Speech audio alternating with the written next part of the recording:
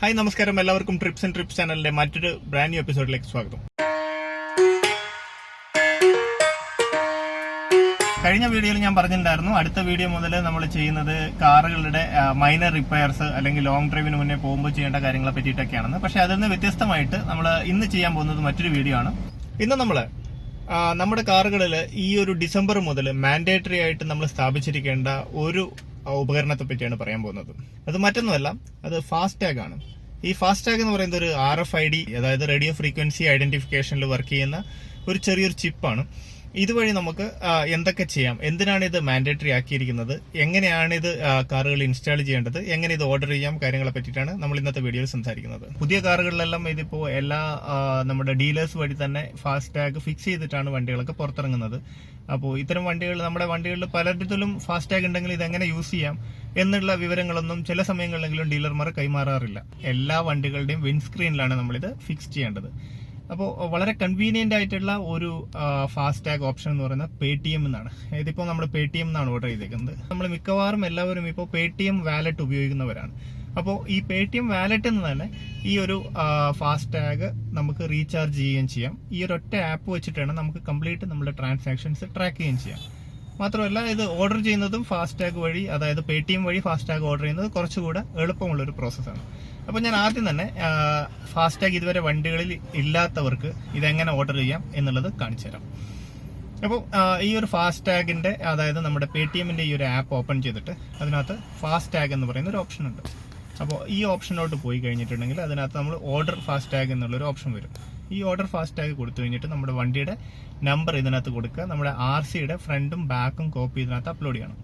ഇത്രയായി കഴിഞ്ഞിട്ട് നമ്മുടേത് ഓർഡർ ചെയ്ത് കഴിഞ്ഞിട്ടുണ്ടെങ്കിൽ ഇതൊരു 20-25 ഡേയ്സിനുള്ളിൽ നമുക്ക് ഈ ഫാസ്ടാഗ് നമ്മുടെ ഇതിനകത്ത് നമ്മൾ കൊടുത്തേക്കുന്ന അഡ്രസ്സിനകത്ത് നമുക്ക് ഡെലിവറി ആവും. അപ്പോൾ വൺസ് നമുക്ക് ഈ ഒരു ഫാസ്ടാഗ് കിട്ടിക്കഴിഞ്ഞാൽ അത് ഇങ്ങനത്തെ ഒരു ബാഗിനകത്താണ് ഉണ്ടാവുക. അപ്പോൾ നമുക്ക് ഫാസ്ടാഗ് ഡെലിവറി ചെയ്ത് കിട്ടിയിരിക്കുകയാണ്.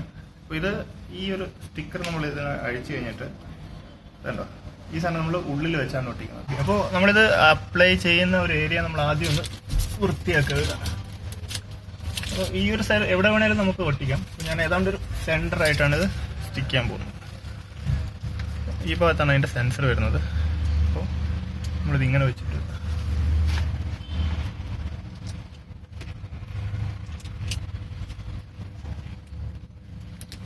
ഒരു നിശ്ചിത തുക നമുക്ക് ഇത് ലോഡ് ചെയ്ത് വെക്കാം. 150 റുപ്പീസാണ് ബേസിക് ആയിട്ട് അതിനകത്ത് ഉണ്ടാവുക.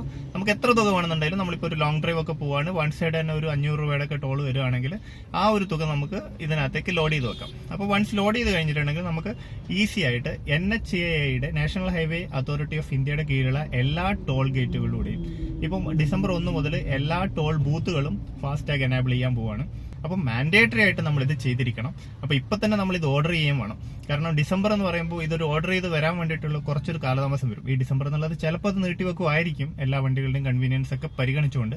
പക്ഷെ എന്നാലും നമ്മൾ ഇതിപ്പോൾ തന്നെ ഓർഡർ ചെയ്യുന്നത്, നമ്മളിപ്പോൾ വണ്ടികൾ ഓൾറെഡി ഉള്ളവർക്ക് പോലും ഇത് ഏതിന്റെയാണ് നമുക്ക് ഉള്ളത് എന്ന് അറിയാതെ ഡീലർമാരൊക്കെ തന്നതാണെങ്കിൽ നമുക്കത് ഫാസ്ടാഗിലേക്ക് അല്ലെങ്കിൽ Paytmന്റെ ഫാസ്ടാഗിലേക്ക് മാറാനുള്ള ഒരു ഓപ്ഷനും കൂടെ ഉണ്ട്. കോസ്റ്റ് 500 റുപ്പീസ് ആണ് ഇപ്പോൾ Paytm വാങ്ങിക്കുന്നത്. അപ്പോൾ NHAIയുടെ കീഴിലുള്ള എല്ലാ ടോൾ ബൂത്തുകളിലൂടെയും ക്യാഷ്ലെസ് ആയിട്ട് നമുക്ക് വണ്ടി സ്റ്റോപ്പ് ചെയ്യാതെ തന്നെ കടന്നു പോകാവുന്ന ഒരു കൺവീനിയന്റ് ആയിട്ടുള്ള ഓപ്ഷനാണ് ഈ ഫാസ്ടാഗ് എന്ന് പറയുന്നത്. അപ്പോൾ ഡിസംബർ 1 മുതൽ നിങ്ങൾ ശ്രദ്ധിക്കുക, എല്ലാ ടോൾ ബൂത്തുകളിലും ഫാസ്ടാഗ് മാൻഡേറ്ററി ആണ്. അതുകൊണ്ട് ഇതുവരെ വാങ്ങിയിട്ടില്ലാത്തവർ ഇപ്പൊ തന്നെ വാങ്ങി ഫിക്സ് ചെയ്യാം. ഇനി ഇപ്പൊ നമ്മൾ ഇതിനകത്ത് ഫിക്സ് ചെയ്ത് കഴിഞ്ഞു. ഇപ്പൊ നമ്മളൊരു ടോൾ ബൂത്തിന്റെ അടുത്താണ് നിൽക്കുന്നത്.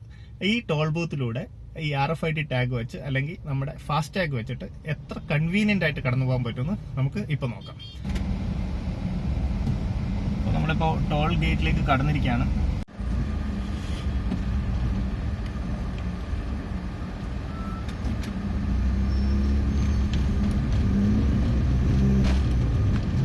നമ്മൾ എത്ര കൺവീനിയന്റ് ആയിട്ട് ആ ഒരു ടോൾ ഗേറ്റിൽ കൂടെ ഫാസ്ടാഗ് ഉപയോഗിച്ച് കടന്നു വരാമെന്ന് നമ്മളിപ്പോൾ കണ്ടു.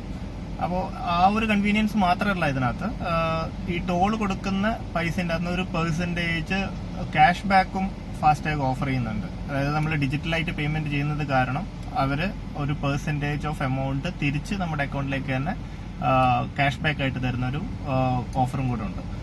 അത് പുറമെ നമ്മളിപ്പോ 2 സൈഡൊക്കെ ഒരു ടോൾ ഗേറ്റിലേക്ക് പോവുകയാണെങ്കിൽ നമ്മൾ ആദ്യമേ തന്നെ ഡിസൈഡ് ചെയ്യണം 1 സൈഡാണോ 2 സൈഡാണോ പോകുന്നതെന്ന്. അപ്പൊ ചില സമയങ്ങളിൽ ഇപ്പൊ 1 സൈഡ് ആണെന്ന് പറഞ്ഞിട്ട് അല്ലെങ്കിൽ 2 സൈഡ് ആണെന്ന് പറഞ്ഞിട്ട് ചിലപ്പോൾ ആ ദിവസം നമുക്ക് തിരിച്ചു വരാതിരിക്കാം. ആ സമയങ്ങളിൽ നമുക്ക് കാശ് കുറച്ചധികം നമ്മുടെ കയ്യിൽ നിന്ന് പോകും. ഇപ്പൊ 1 സൈഡ് 30 rupees, 2 സൈഡ് 45 ഉള്ളെങ്കിൽ നമ്മളിപ്പോ 2 സൈഡോ ആ ദിവസം വരൂ എന്ന് വിചാരിച്ചു കഴിഞ്ഞിട്ട് നമ്മൾ 2 സൈഡ് എടുത്ത് പിന്നെ ആ ദിവസം വരാൻ പറ്റാതിരിക്കുന്ന അവസരങ്ങൾ ഉണ്ടായിട്ടുണ്ടാവും.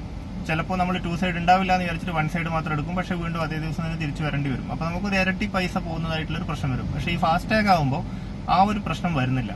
കാരണം ഈ ഒരു 12 മണിക്കൂറിനുള്ളിൽ അല്ലെങ്കിൽ ആ ദിവസം 12 മണിക്കുള്ളിൽ നമ്മൾ തിരിച്ചു വരികയാണെങ്കിൽ ഓട്ടോമാറ്റിക് ആയിട്ട് അത് 2 സൈഡിന്റെ പൈസ കാൽക്കുലേറ്റ് ചെയ്തോളും. ഫുള്ളി ക്യാഷ്ലെസ് ആണ് എന്ന് പറഞ്ഞിട്ടുള്ള ഫുൾ കോൺഫിഡൻസിൽ നിൽക്കുന്നതിന് പകരം നിങ്ങൾ യാത്രകൾ കഴിഞ്ഞതിന് ശേഷമെങ്കിലും അറ്റ്ലീസ്റ്റ് ഈ ഡിഡക്റ്റ് ആയ പൈസ കറക്റ്റ് ആയിട്ടാണോ പോയത് എന്നുള്ളത് ചെക്ക് ചെയ്യുന്ന നല്ലതാണ്.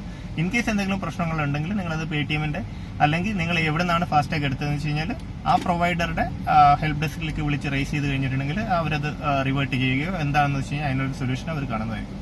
അപ്പോൾ ഇത്രയാണ് ഫാസ്ടാഗിനെ പറ്റി പറയാനുള്ളത്. അപ്പോൾ ഇതൊരു ഇൻഫോർമേറ്റീവ് ആയിട്ടുള്ള വീഡിയോ ആണെന്ന് ഞാൻ വിചാരിക്കുന്നു.